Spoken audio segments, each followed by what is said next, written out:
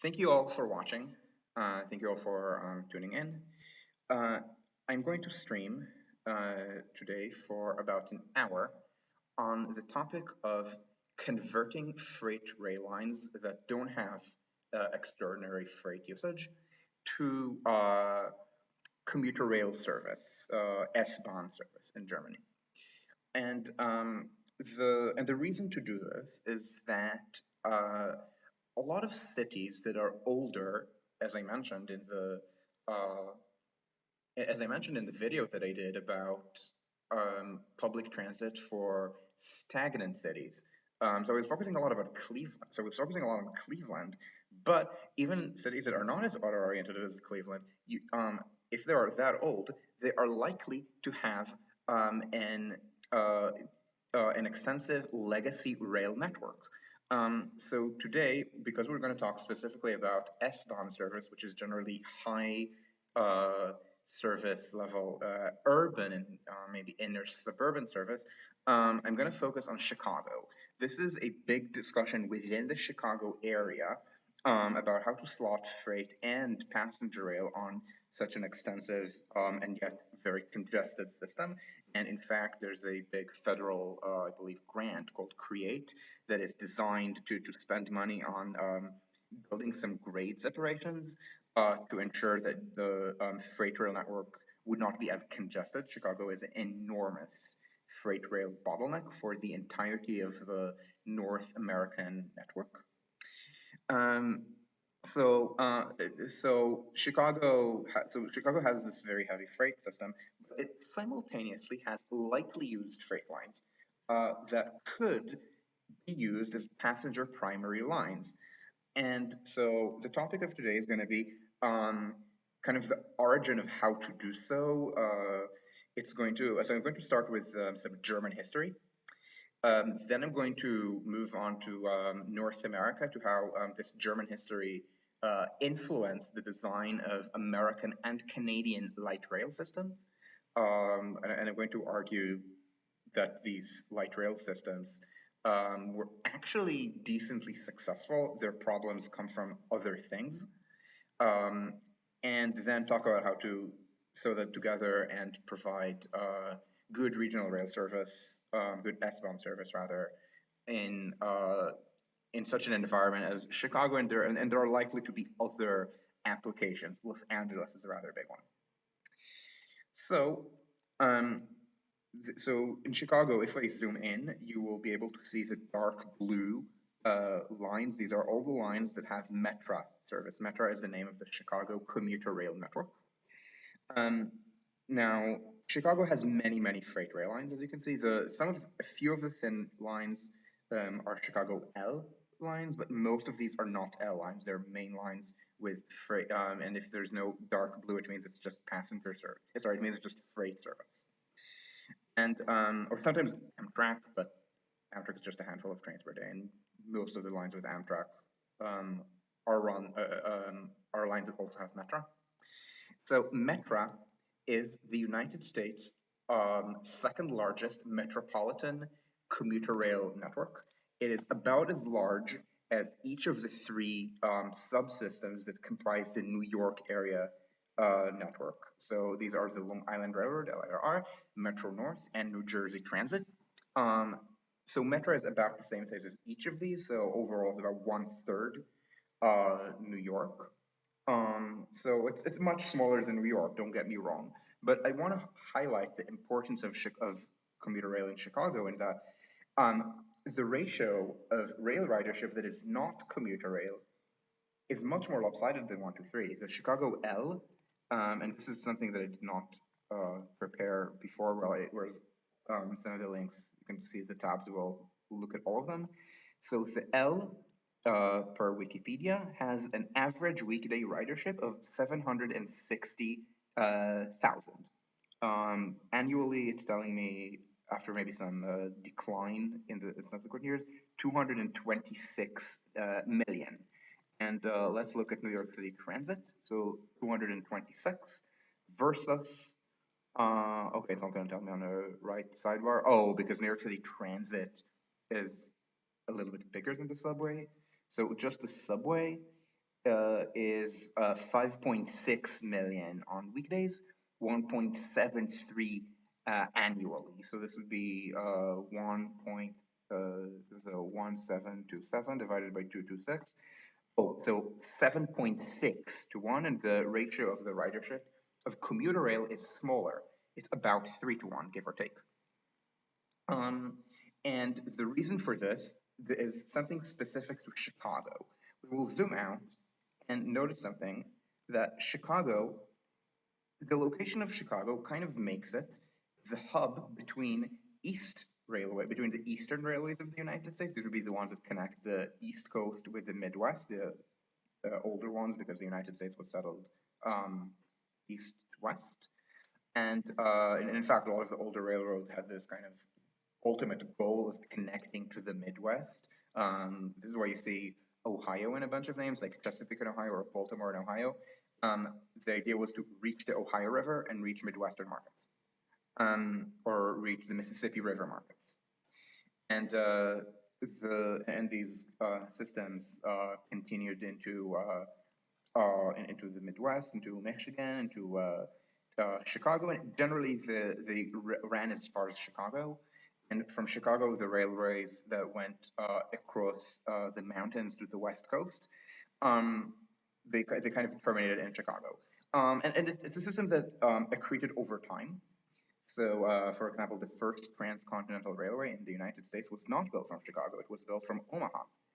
In fact, by the time the railroad was built, it was still disconnected to the rest of the national network because so now you can see the railway bridges from Omaha over the river, over the Missouri to Council Bluffs, Iowa. But I believe that this was completed only after the Golden Spike, when they had to have a ferry at the end. But these lines pre-existed. The connection from Council Bluffs to Chicago was already there. And in fact, you had many of these early railways in Chicago that at the time were just local railways that then became part of a transcontinental system. So one of those systems of note might be the Chicago, Burlington, and Quincy. It is this line. It goes kind of west, slightly south of Chicago toward Naperville and Aurora, and it then went into so Quincy is I think it's Quincy in the Midwest. It's only called Quincy with the Z in New England. It's one of these cities. I never remember which one. I can actually check this. Quincy, Illinois. No, Illinois. I'm just going to Illinois.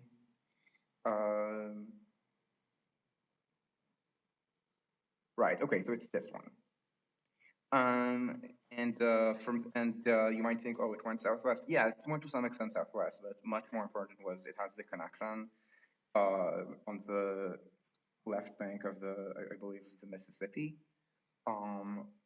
to toward Minneapolis, and that made it attractive to the railway baron James Hill, who incorporated into his system of the Northern Pacific, which is roughly the system that is parallel to I-94.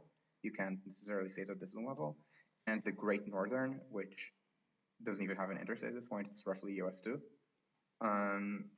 And he connected these systems. So the Q, the Chicago, Burlington, and Quincy, was the route to Chicago, and then it used the Northern Pacific and Great Northern as two alternative transcontinental routes from Minneapolis to the West Coast, to Seattle and Portland.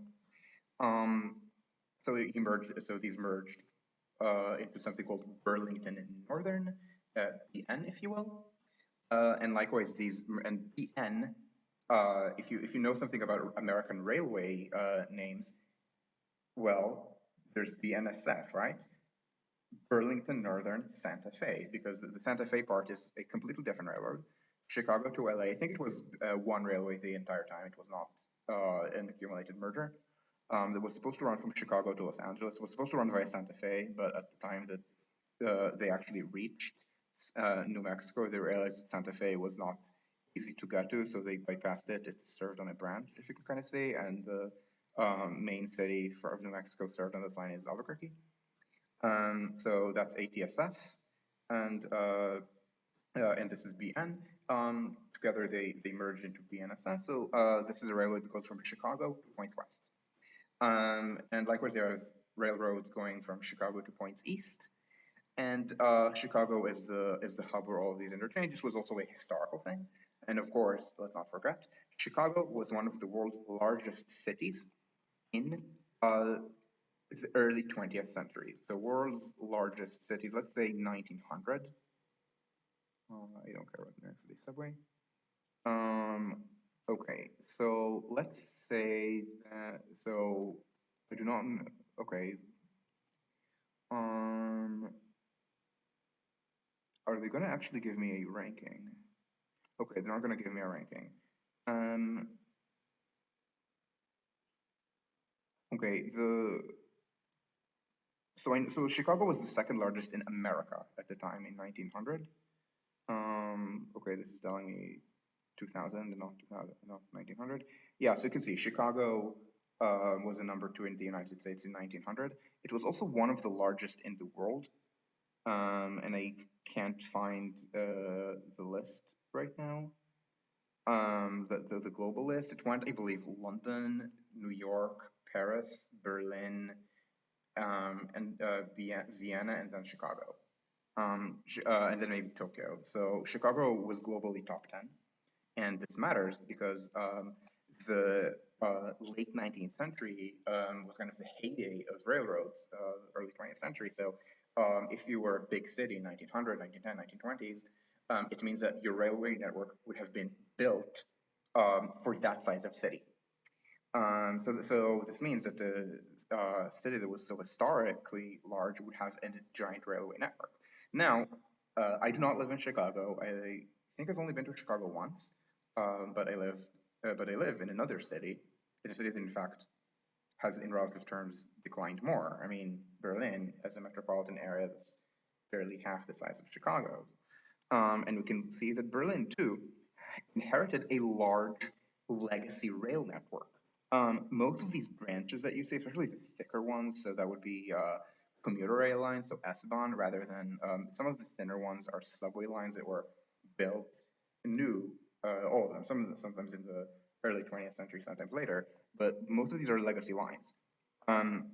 So all of these, you can see legacy lines from Berlin in both directions.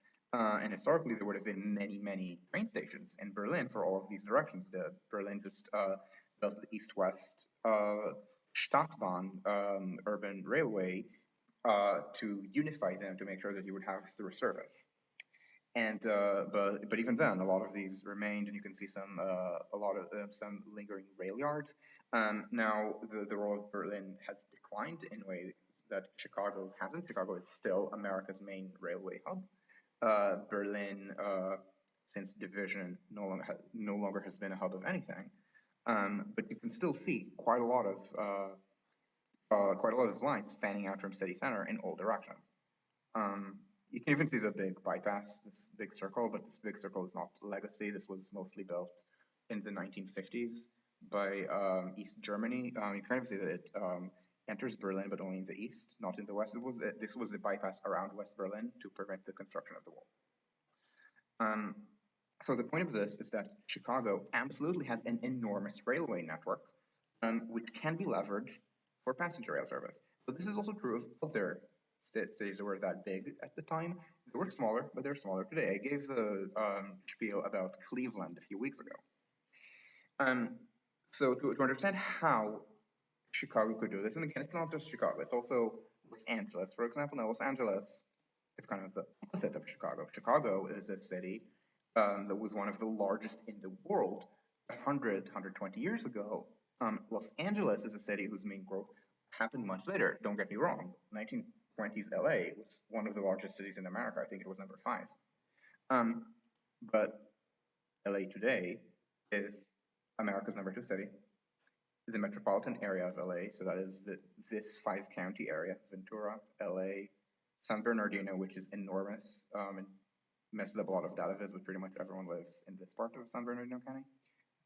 Riverside County, again, it stretches out a lot, but basically everyone lives here and sometimes goes on festivals around here. And Orange County. These 5 counties together have 18, almost maybe 19 million people. This is larger than any European city. So this is all post-war growth. Let's say second half of the 20th century, because due to NIMBYism and Los Angeles' growth rate has slowed down markedly in the last 20 or so years. But this is still the city of a different era. So don't get me wrong, Los Angeles has railways.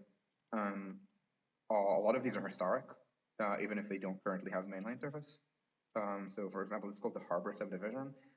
Trains I don't think run there at all, but and they're reusing some of the right of way around here for light rail. But this was a historic railway, and a bunch here. Some of these were interurban. Some of these were freight. But again, you see the historic network. Los Angeles was not a village in 1920, but it wasn't Chicago, and especially the areas that were developed later, like the Valley. Just 2 lines here. But even these lines, you can leverage them for urban service now that Los Angeles is such an enormous city and desperately needs better public transportation. So how can this be done? So for this, I am going to talk about the history of, so I'm going to talk about the history of Germany. So I'm going to specifically talk about the history of 4 transportation, let's call them revolutions, not innovations. So 4 public transport revolutions that happened in West Germany in the 1960s and 70s, some of which are not relevant. I just for completeness want to mention all 4 because they underlie the success of public transportation in a world in which mass car ownership is a thing. So the first one, the first one is the Verkehrsverbund. The first one comes from Hamburg, so this was 1965-66. The purpose of the Verkehrsverbund is to unify ticketing on all public transportation lines within a region. So Hamburg was the first, and this spread rapidly throughout Germany to the point that you can even find a map that takes Germany, that splits Germany into Verkehrsverbünde, almost to the point that in many places the best maybe definition of a metropolitan area can just be the reach of the Verkehrsverbund. Now, I do want to caution that it is not always the case in Berlin. I mean, the outer parts of the Verkehrsverbund in Berlin, they're like here, they're not meaningfully suburbs of Berlin. So it's not perfect, but this kind of cleaves Germany into economic and transport areas. So this is the one for Hamburg. This is one of it's very large around Bremen. These are the 2 for the Rhine roads. This is technically Rhine-Ruhr and Rhine-Sieg. This is Köln and Bonn, but it's kind of, these are basically the same metropolitan area. It's Aachen. This is called Middle Germany, so this just means Leipzig. Rhine-Main, that's just the fancy term for Frankfurt. This is Munich. The big one here, it's not mostly urban. It's all mostly urban. This is Nuremberg. VVS is Stuttgart. So this is fundamentally a way to make sure that within each region you are going to have mode neutral fares, free transfers, and tickets that depend only on zones. You could do it as a distance-based thing, as in Singapore, but in Germany, it's not done. It's done as a zonal thing, often concentric. So this means from the origin in Hamburg, so Hamburg has so Hamburg, which was always the 2nd largest city in Germany, and early on it would have also been the 2nd largest metropolitan region. So it developed urban rail early, and this includes, you can see the S circles around here. So it had an early S-Bahn. In fact, it had the first rail electrification in Germany. I believe it goes back to 1907, when the urban line between Hamburg Hauptbahnhof and the other main Hamburg station, Altona, was electrified. And it also has a legacy U-Bahn, system. These are the various U's that you see here. And the point of the Verkehrsverbund was to take a certain commuter rail system. You see the A's? It's a commuter rail system that's kind of separate, descending from a different operator, and unify them so that you can, on one ticket, travel on all trains. Again, it's within a zone. You do have to pay more if you travel from farther out, but the fares are mode neutral. They don't care if you ride a commuter train, the subway, a streetcar, or the bus. This is what we call fare integration, and this was brought forward as a way of planning the system together, unifying the tickets, making sure that you had revenue sharing, because these were different operators that cross-honored each other's tickets. There needed to be some way of revenue sharing, and in some cases even planned the timetables together so that trains and buses serving the same city, not the same city as in Hamburg, the same, let's say, suburban municipality, would connect. And all of these are collected under the aegis of the Transport Association or the Verkehrsverbund. This is the first transportation revolution. The second is the S-Bahn. And I bring up Munich, even though I literally just told you about the S-Bahn in Hamburg, electrified 1907, right? And likewise, the term S-Bahn comes from Berlin. So the first electrification was in Hamburg, again, I think it was 1907. And but I don't think it was called S-Bahn at the time, it just called it Hamburg city lines. Just in Berlin, they said the Berlin city and suburban lines. But then the system here is even older. The ring is from the 1880s, I believe, and the Stadtbahn from slightly later. And the Amstel ran very frequent steam, then electric urban rail service on it. But here's the important distinction. Early 20th century S-Bahns in Berlin and Hamburg were designed to run on dedicated tracks. So when they were electrified, this was Hamburg early, and then Berlin in the 1920s and 30s electrified with third rail, and then Hamburg re-electrified with third rail to follow Berlin. This was, at the time, intercity trains in Germany were steam. They were just starting to experiment with diesel. So this was designed to be separate, and over time the standards, even though they were regulated by the same railway regulation, the standards diverged. For example, in Berlin on the S-Bahn, so besides the fact that the electrification system is different. When Germany went to do intercity electrification, it did so with high voltage catenary, so the trains can't sub for each other. And in fact, the line to Dresden, this one, it used to be 4 tracks, and it was reduced to 2, I believe, as World War II reparations. And these were given to the S-Bahn, because all of this was in the west, and so all of this was in the west, and maybe the very center was in the east. But the point is, it was part of the Western S-Bahn system. But Berlin is an eastern city, Dresden is an eastern city. So you're not trying to run intercity trains on a line that goes through the west. You're trying to stay in the east. You don't want your east to east train to run through the west, and then people are going to jump from the train and get a much better paying job in West Germany. So then came reunification, and suddenly they had this really attractive historic Berlin to Dresden line that they couldn't run intercity trains on because it was running on a different electrification, and it was running commuter trains every 10 minutes. It's even possible you can even slightly try to slow down the intercity trains, and maybe they're even going to be faster than the current route that they take, which I think they go via the line to Leipzig. I think they go like this, and you can kind of see how circuitous it is. They're planning to 4-track this for I'm forgetting the cost, but it's supposed to save Berlin to Dresden trains 20 minutes. because the Berlin S-Bahn was designed differently. It was never designed around integration with intercity rail or integration with freight rail.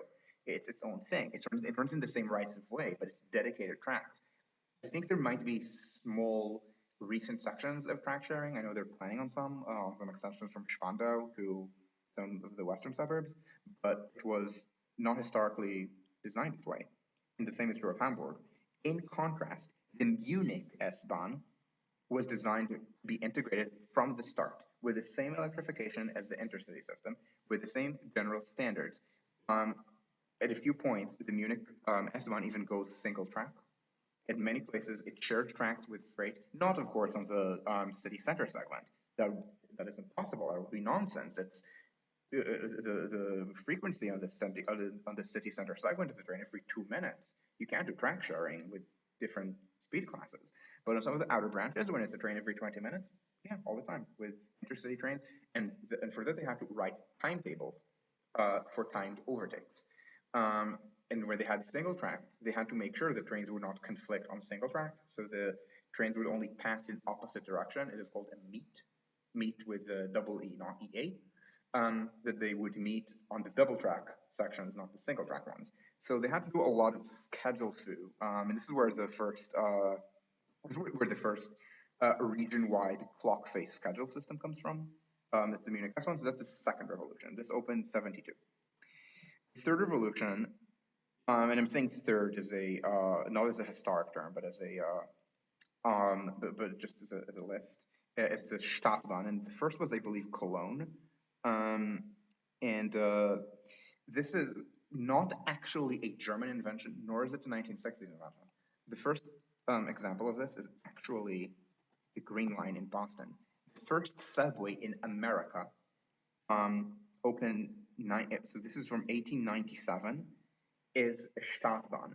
What is a Stadtbahn? I'm just going to explain Boston and not Cologne, just because the Cologne system is unusually complex.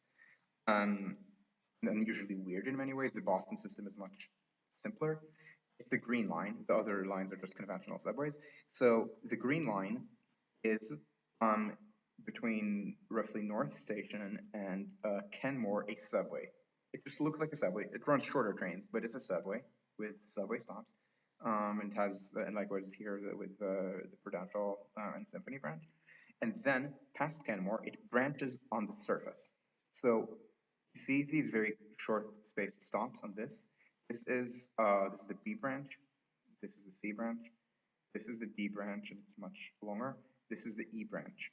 And other than the D branch, they all go on the surface and act as streetcars. Now, the B, C, and most of the E have dedicated lanes. They're called reservations. They don't share lanes with cars. In fact, the system used to be bigger. The E used to run all the way to Forest Hills. There used to also be an A branch, which went like this. And they all shared lanes with cars, and they were cut. I don't know if they were cut because drivers protested that they were taking their space, or if the cars just slowed them down so nobody rode them anymore, but they were closed. Only if the E has a very short section under constant threat that still mixed traffic, which kind of messes up much of the rest of the system. So this is a subway surface. Subway, so fast in the middle of the city, and outside city center is slower. It goes in streetcar mode.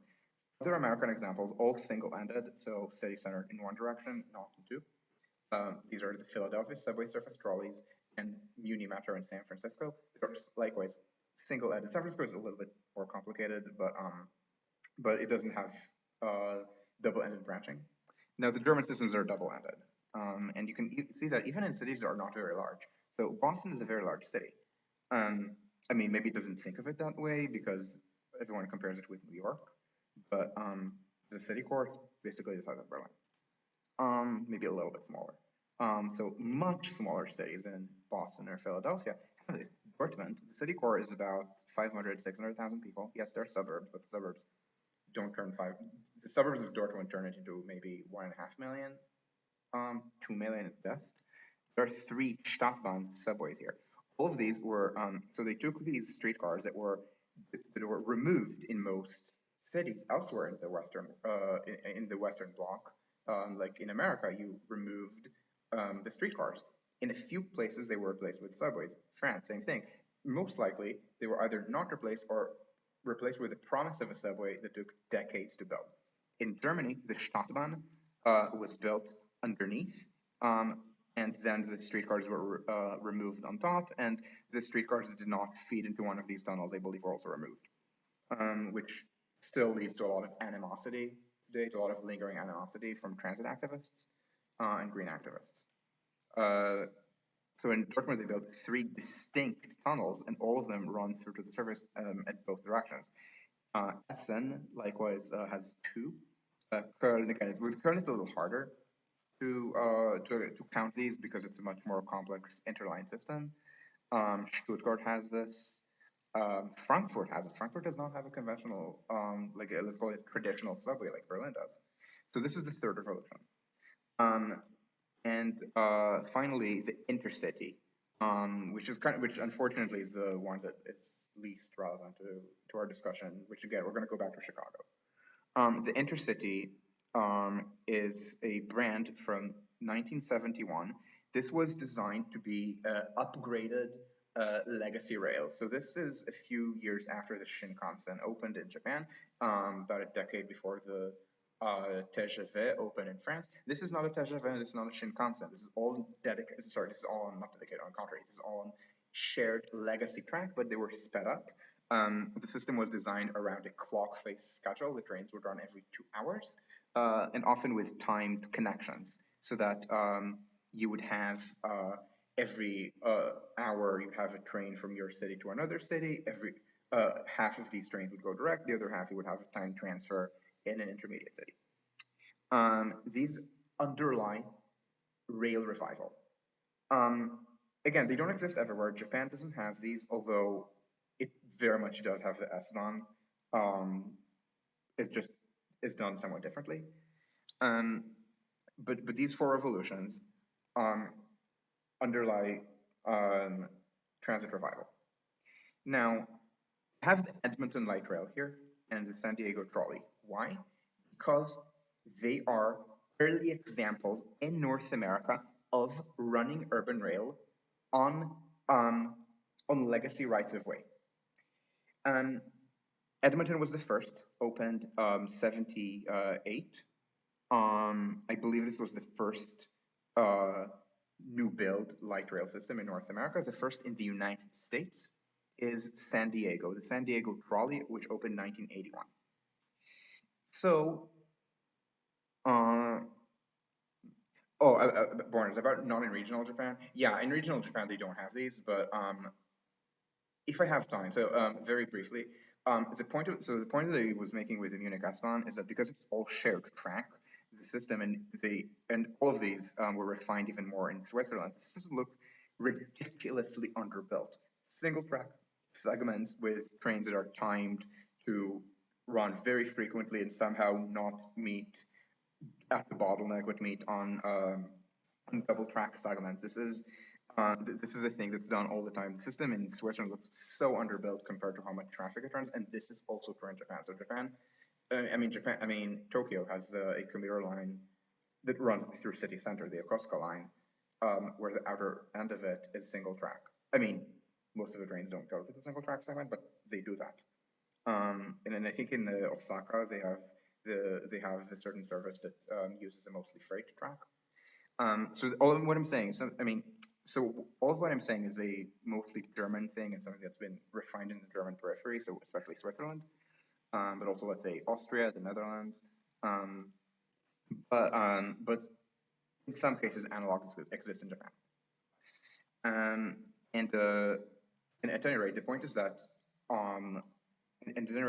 these 4 revolutions did make their way to some extent to the United States. So the InterCity is kind of like the Metroliner, except that the Metroliner, what became the Northeast Corridor and the Acela, never really developed beyond that.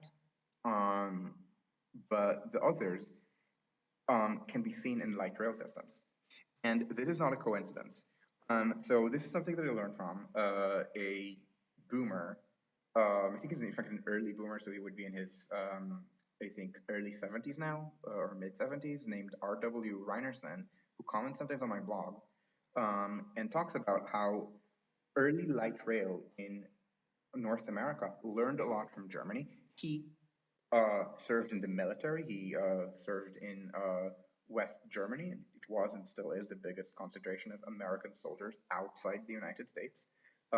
So many GIs who went through West Germany saw these revolutions. Maybe they didn't think of them as these are the four revolutions, but they saw, oh, Germany does this. This would be really cool for American cities. Um, and I know that he was very involved with Portland. I think he was also involved with Edmonton. Um, so these systems, so Edmonton, Calgary, Portland, Sacramento, and San Diego, I think were the early ones. So what they did is they found rights of way to use, and they run light rail. It's kind of the opposite of the Stadtbahn, and Calgary is probably the best example. It was not the first, but it's the highest ridership. So the Stadtbahn, remember, fast in the middle when it runs in the subway, slow outside when it runs as a streetcar. Calgary and other similar light rail systems, it's the opposite. Slow in the middle. Now it does have dedicated lanes through this transit mall, which is 7th Avenue. And I think this is also true. And it does. It's not even just dedicated lanes. The entire street is either pedestrians or light rail. They don't even have cars on that street. And I think that is also true in Portland. Uh, and then they use the rights of way. So these rights of way can be highway medians. This is the case here in Calgary. This for the Northwest Line. This was actually reserved while the while the highway was being built. Elsewhere, it might be a freight line. So here it runs in a legacy freight right of way. And on here in the Northeast, it's also, I guess, the median of an arterial, just one that's not as freeway as in the Northwest. Uh, and and this was also done in San Diego, again, Portland. Whenever they had a rail branch line, this was in the 70s, 80s, so lots of abandonment of historic railways as the freight rail lines understood that they were losing to the car, that they had been losing for at least a generation, maybe more. The branch lines are not where they're competitive. They close the branch line. But I do want to mention closing branch lines and turning them to rapid transit is not a 1970s or 80s invention. I know an example from the 1920s from the Boston subway. So here you have, so this is a historic commuter line. It's currently called the Old Colony System. The red line was built partly in its right of way, and this is a branch of it that was just turned over to the red line, and then to a system that's rapid transit, but from Ashmont here to Mattapan, it's run as a streetcar with forced transfer at Ashmont. And then they rebuilt and then while this line was closed, the commuter line, they also built the red line on most of the right of way to Braintree. Um, so this is 1980s, but this is 1920s. New York likewise did this with the Rockaways in the 1950s. And with light rail, and with light rail, the key difference is that this was never part of the mainline system. They never ran mainline trains. Now, sometimes, this is in New York system. Now, in San Diego, uniquely, they do have a little bit of track sharing. So I believe that in San Diego,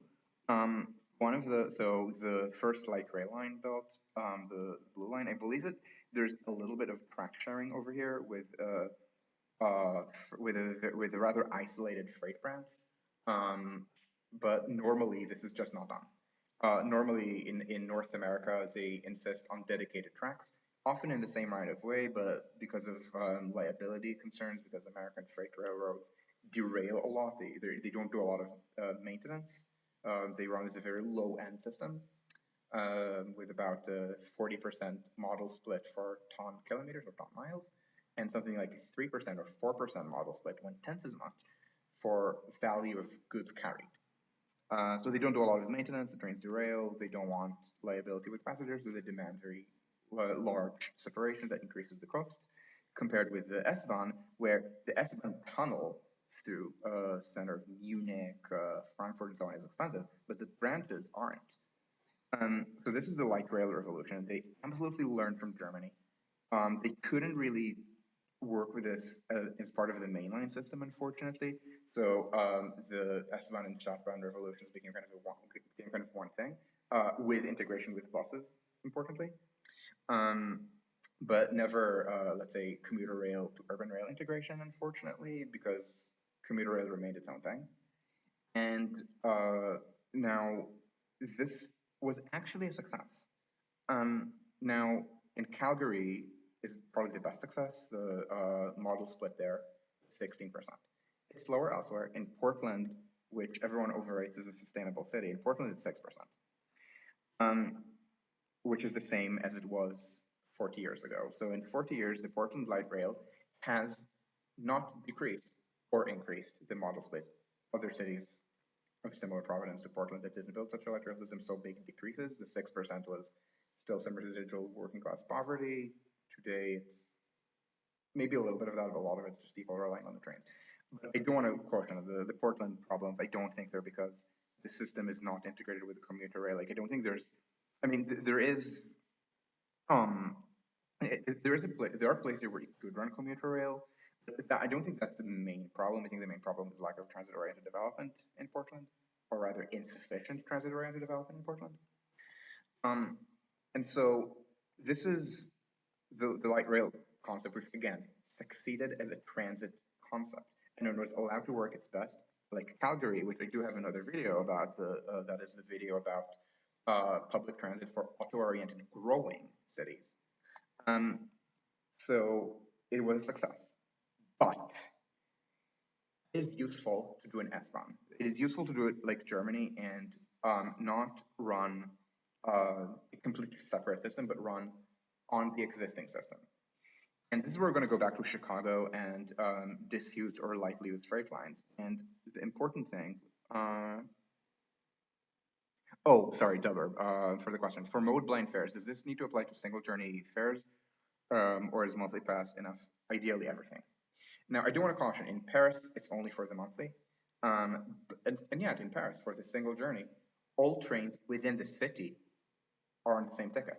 And you have free transfers, although I don't think it's free unlimited transfers. I think if you do, I think you're allowed 2 transfers maybe on one ticket, but if you do a third one, like Metro RER, they will not let you do the 4th leg on the same ticket. But within the city, you have mode neutral fares for single ticket. For single ticket in Paris, you only don't have this when in certain seams where the metro goes deep into the suburbs, and suburbs that were put in a higher fare zone for the RER to begin with. So like La Défense, where the metro only reached in the 1990s. But generally, yeah, you want this to be for single journey, but you also want, separately for that, you want a fare system where you're being encouraged to get a monthly.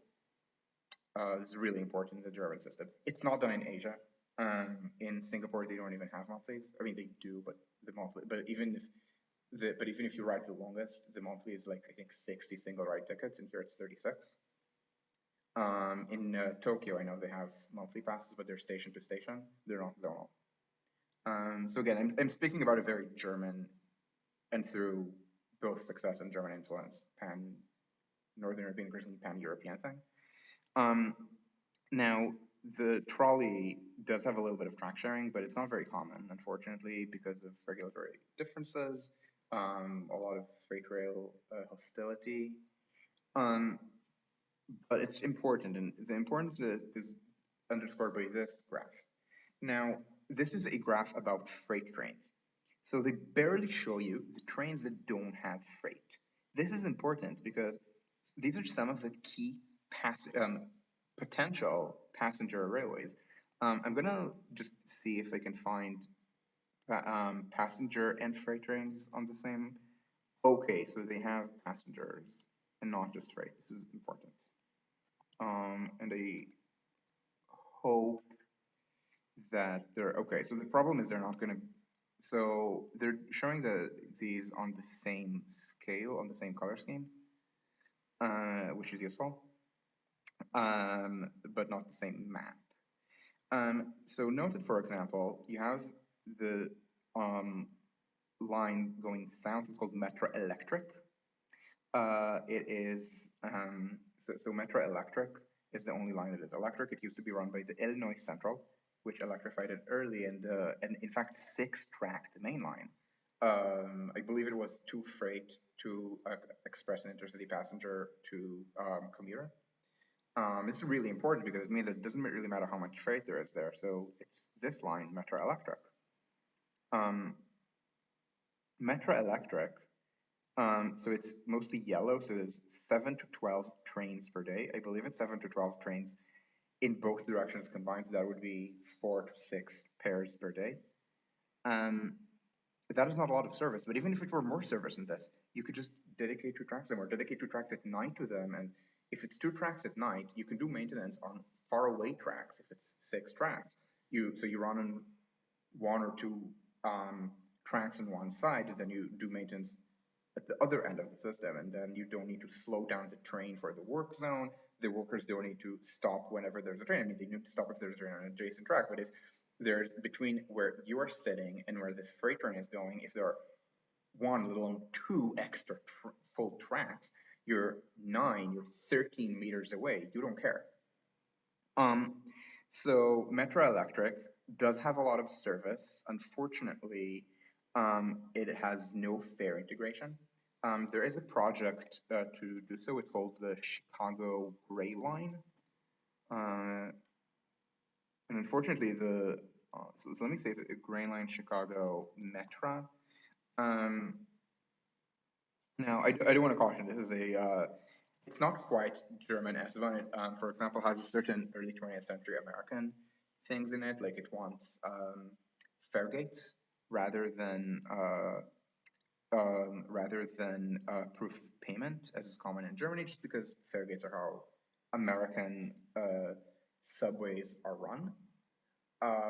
But the concept is not. The idea is that you're going to run L service levels, so very frequent all day, on Metra Electric, which is, again, it's a system, remember, 7 to 12 freight trains per day. And I think it's in both directions, not per direction. Now, you might notice that there are lines here that are so thinly colored, they might be easy to miss. These are the 2 UP lines that go north and northwest. The north line does not have freight. Sorry, the northwest line near the city does not have freight, and then farther out, it does have freight, 1 to 3 trains per day. These are important commuter lines. So this is UP North. It goes all the way to Kenosha, Wisconsin. Kenosha, I do not know how it is pronounced. And the Northwest line goes into McHenry County, so northwestern exurbs. And remember, this is with practically no freight. And likewise, likewise, you have the Rock Island district. So it's this line. There's the maybe it's easier to see it on Google Earth. It's this line, and you can kind of see that there are lots and lots and lots of stations on this branch, and then on the main line you have fewer stops for express trains. So the branch and the inner part have no freight at all. Now the express and the outer part of the line, which is run by Metra, I must add, this does have freight, but let's see, it is in this kind of dark gold color, 4 to 6 per day. And again, I believe this is in both directions. This is very easy to schedule around. You can, for example, run them early in the morning or late at night. Late, I don't mean at 2 in the morning, I mean at 11:30 at night. So you're going to have, so that's going to be as you're tamping down your system for nighttime closure. So you don't have freight trains running overnight, causing a lot of noise, causing a lot of pollution at night, mucking your maintenance. This is so the point of this is that you need to run frequently, but you can't do so. You can't do this. This is a passenger primary line. When you only have a few trains in each direction, it's a passenger line that has a few freight trains. Now, freight main lines into Chicago absolutely exist. Chicago is a freight rail hub. You think, I mean, if we did, so this map is Chicago specific. Now, people could make the exact same map for New York. Do you think New York has anything that has bigger than 60 freight trains per day, let alone, or even 37 to 60, like the original Q line, which is now the BNSF Metro line? No, it doesn't. They're talking about timeshare with lines that are on, I think, 2 freight trains every day in each direction. So this is a Chicago specific thing, and again also a Los Angeles specific thing. Los Angeles, um, most of the commuter lines in Los Angeles carry very little freight. However, unfortunately, there is one big exception, and the exception is the Orange County line. So there are other lines that carry very little, or it's been segregated. So freight on this line, passengers on this line, and then they run separate. But in Los Angeles, unfortunately, from I believe here to Fullerton, to what is the junction? At Fullerton Junction, so that'll be here. This is the main of the Southern Transcon. That's the ATSF line, so the SF part of BNSF. And from here to this junction, maybe, this is very heavy freight traffic. So you absolutely can run passenger trains and freight trains on the same line if it's not that frequent. So I once saw a link that I will attempt to look for. So Peter Brassard, Pedestrian Observations. Yeah, this is what he wrote. And I'm gonna write I'm gonna also link to my follow-up on it. So these are the two things to look for: commuter rail urban infill stations and shuttle train rapid transit. And the other is a follow-up that I wrote. And this is for urban rail and class 2 freight integration. Class 2, it means that it is less ridership than class 1. The United States and Canada, they have, I believe, they have 7 class 1 railroads, but one of them, the smallest, is, I believe it's up for sale. And let me see if I can find the Providence Foundation study. Yeah. So this is something that I actually discussed, and I really hope that this link has not rotted. Right, it's not rotted because, yeah, the link I think rotted and then was mirrored in Greater City Providence. So this is a study about commuter rail. It's just not S-Bahn. It's not just not S-Bahn service levels. They think in terms of mostly peak service, more for integration with drivers, so park and rides. Whereas the shuttle that Peter and I were discussing in these boats was about much more frequent stops with lots of urban service, so more S-Bahn. But the importance is that it was to share tracks with freight trains in Rhode Island, and we actually checked. And if you follow the links that I posted, you will see that that study where we have trade references in maybe follow a blog post.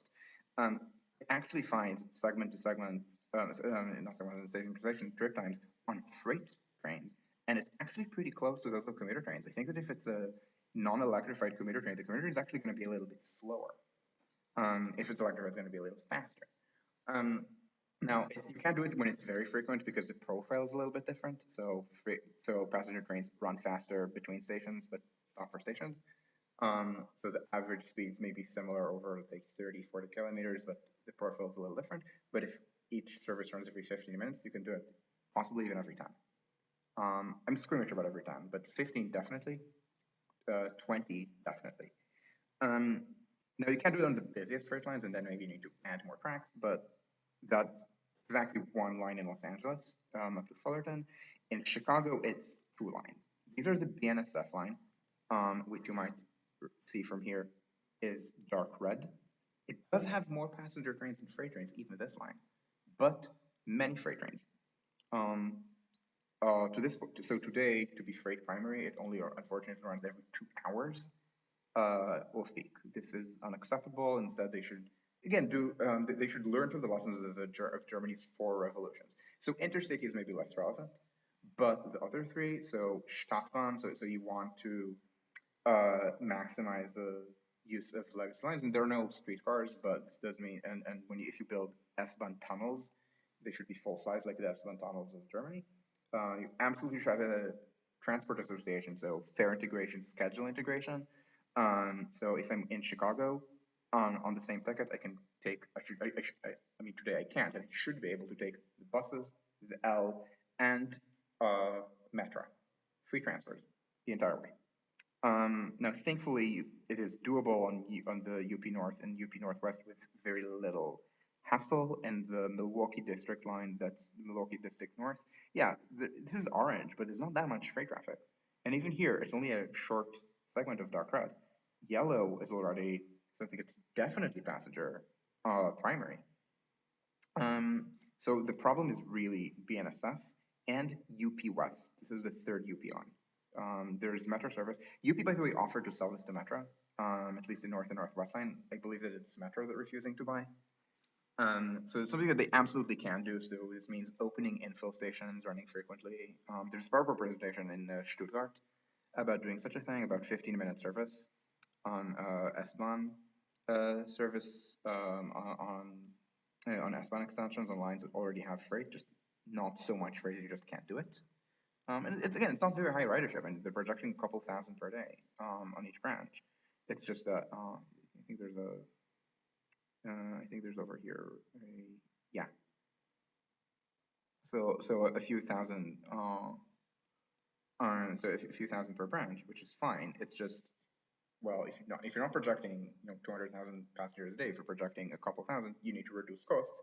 How do you reduce costs? You will use the same track. You will use the same sound. Yes, you will electrify. Yes, you will build high platforms, but you will reuse existing infrastructure whenever you can. This is the point of how to convert these freight lines to S-Bahn, S-Bahns that can still carry some freight. Not very heavy. They can't be a freight mainline, but most of the Chicago zone is not freight mainlines. You can see the freight mainlines in dark red. Yes, they exist. Yes, there's some metro lines on them on BNSF and UP West, but for the most part, no. So the main lines, these are the three UP lines. So unfortunately, with West it's harder. The MD lines, the Milwaukee District line. So this and this.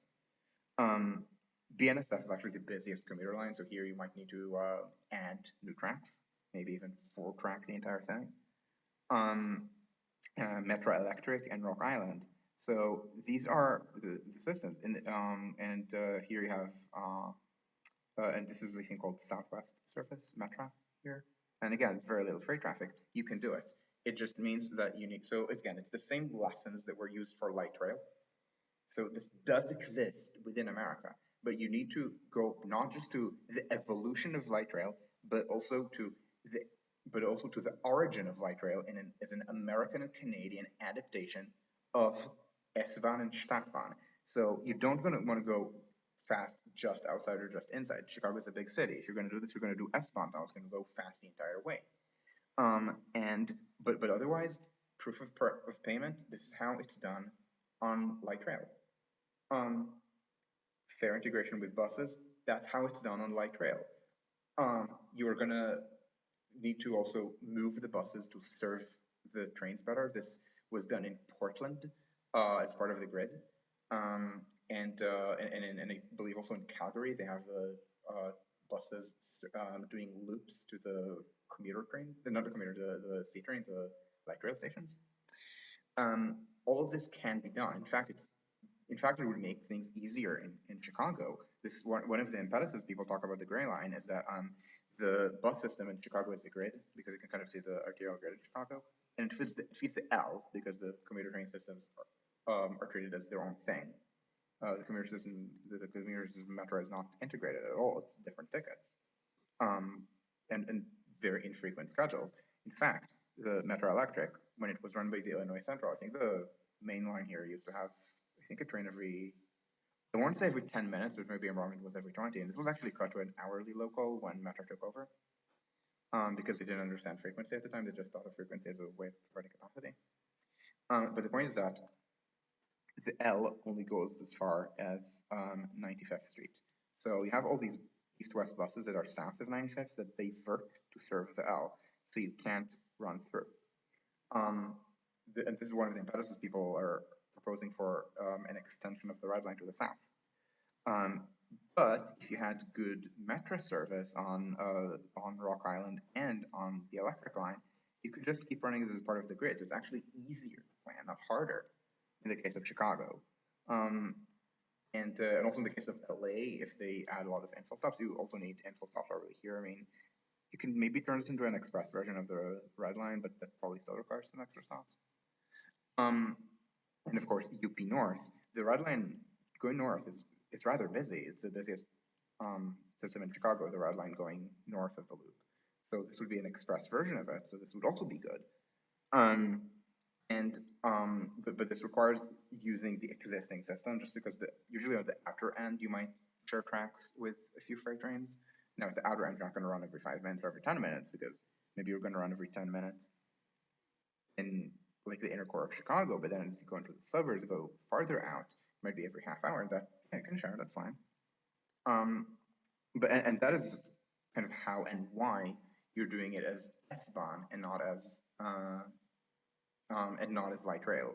This is why ideally you want to do it that way.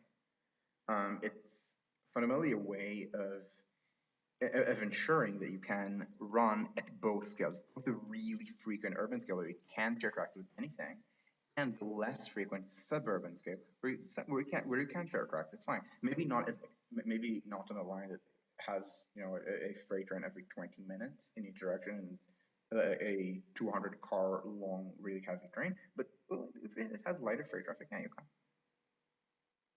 can. Why didn't Metra buy the? Okay, it's money. I think UP just wanted too much money. Now, normally I take questions. I don't think I can do it right now. I am late for something else. So thanks for watching. And I will see you with another video next week.